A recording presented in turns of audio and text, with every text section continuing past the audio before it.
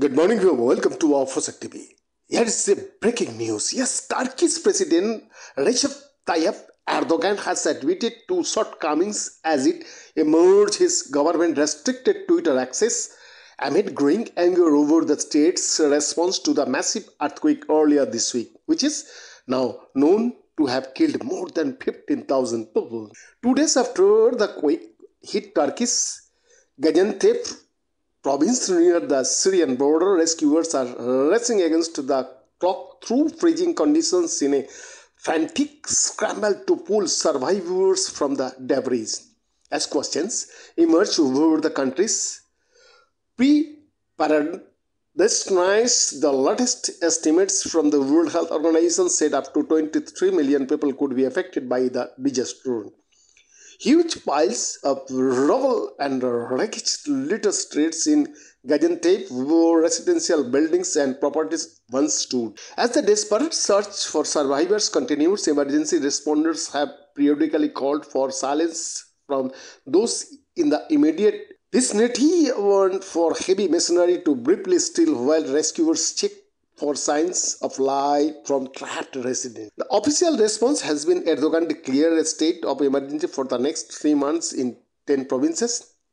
The country's disaster management agency has deployed search and rescue teams to badly hit areas, and the health minister announced field hospitals had been set up. Speaking as he visited several earthquake disaster zones Wednesday, Erdogan vowed to take every necessary step and unite the state and nation so that we will not leave any citizen unattended. Earlier in the day, the president had acknowledged public concern over the government's response, admitting the state initially had some problems at airports and on roads, but insisting the situation was now under control. Erdogan also angrily pushed back against some dishonest people for falsely slandering his government's quick response, saying the movement called for unity and that in such a period, I cannot tolerate the viciously negative campaigns for the sake of simple political interest. He continued, no doubt, our job was not easy. The difficulty of weather condition added to the magnitude and prevalence of the destruction caused by the earthquake, which was felt in an area of 500 kilometers in which approximately 13.5 million people live. Despite this, we mobilized all the resources of the state and the nation and directed them to the disaster area. Of course, there are shortcomings. The conditions are obvious. It is not possible to be prepared for such a disaster. We will not leave any of our citizens uncared for.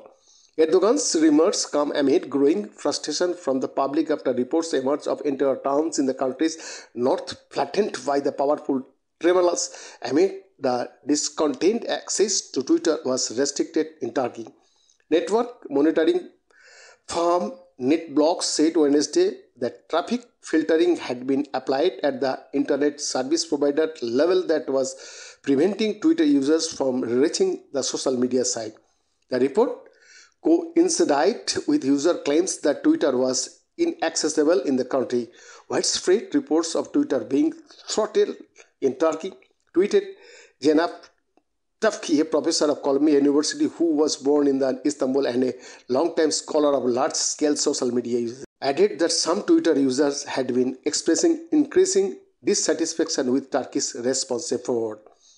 Turkey's Information and Communication Technology Authorities oversees internet use in the country and has not acknowledged the reported restriction or provided any reasoning for the curbs some users have been seeing. However, Turkish police have announced that multiple people have been detained or arrested following provocative posts about the quake on social platforms, and websites that want to abuse our citizens have been shuttered. Bien, that's about Fosak TV.